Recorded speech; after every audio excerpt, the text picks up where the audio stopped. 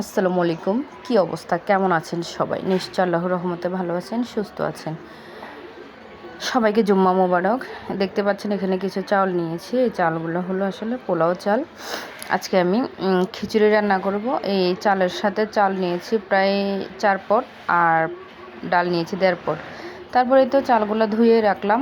তারপরে এখানে আগে থেকে মুরগির মাংস ম্যারিনেট করে রেখেছি, রান্না করব। তারপরে মাংসের সাথে কিছু আলু দিব এই জন্য। তারপরে চুলায় বড় একটা হাঁড়ি বসিয়ে দিলাম, দিয়ে তেলটা গরম করে এখানে কিছু পেঁয়াজ কুচি দিয়ে দিচ্ছি। তারপরে দিয়ে দিলাম তেজপাতা দিয়ে একটু ভালো করে পেঁয়াজগুলো ভেজে নেব। তারপরে তো ভেজে নিয়ে আগে থেকে চাল ডাল ধুয়ে রাখা ছিল, ওইটা দিয়ে দিলাম। তারপরে এখানে হলুদ গুঁড়া দিয়ে দিচ্ছি পরিমাণ মতো। তারপরে আমি দিব এখানে একটু ধনিয়ার গুঁড়া পরিমাণ মতো দিয়ে, ওখানে আমি এখন স্বাদ মতো কিছু লবণ দিয়ে দিব। দিয়ে এগুলো আমি একটু ভালো করে মিক্স করে নিব। ভালো করে মিক্স করে নিয়ে চালগুলো একটু ভালো করে ভাজবো। তার মধ্যে একটু দিয়ে দিলাম কাঁচামরিচ ফালি করে। চালগুলো একটু ভালো করে ভাজতে হবে, কারণ খিচুড়িটা এবং পোলাওটা যদি ঝরঝরা খেতে হয় তাহলে চালটা ভালো করে ভাজতে হয়। চালটা ভালো করে ভেজে পানি দিয়ে দিয়েছি। এই তো পরিমাণ মতো পানি দিয়ে দিয়েছি। আমি চালের পরিমাণ অনুসারে পানিটা মেপে নেই না, চোখের আইডিয়া থেকে দেই পানিটা। তারপরে এই তো আলহামদুলিল্লাহ একদম পারফেক্ট হয়েছে পানি দেওয়াটা, একদম বরাবর। পরে আর কোনো পানি অ্যাড করতে হয়নি। তারপরে তো খিচুড়িটা হয়ে গিয়েছে। আমি এখন এখানে মুরগির মাংস কিছু ভেজে নিয়েছি। মুরগিটা ভেজে নিয়ে তারপর ওই মুরগি ভাজার তেলেই এই আলুগুলো একটু হালকা করে ভেজে নেব। ভেজে নিয়ে আমি এই তো আলুটা ভাজা শেষ, আমি এটা এখন নামিয়ে ফেলবো।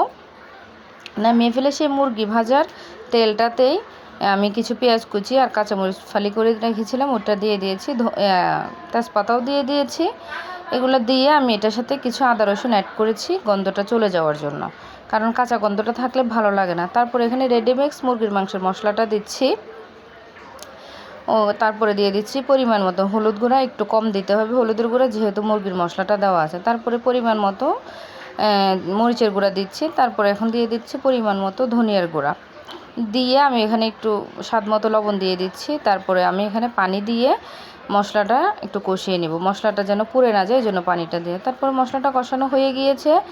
আগে থেকে ভেজে রাখা আলু আর মুরগিটা দিয়ে দিলাম, দিয়ে এখানে একটু পানি দিয়ে দেবো কষানোর জন্য।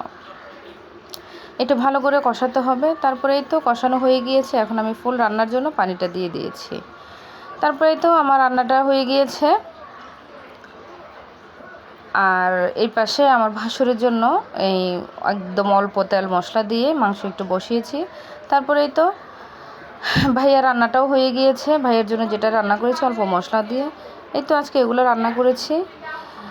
আমার ভিডিওটা আপনাদের কাছে কেমন লাগছে অবশ্যই কমেন্ট করে জানাবেন। যদি ভালো লেগে থাকে অবশ্যই লাইক কমেন্ট এবং শেয়ার দিয়ে পাশে থাকবেন। সবাই ভালো থাকবেন। আল্লাহ হাফেজ।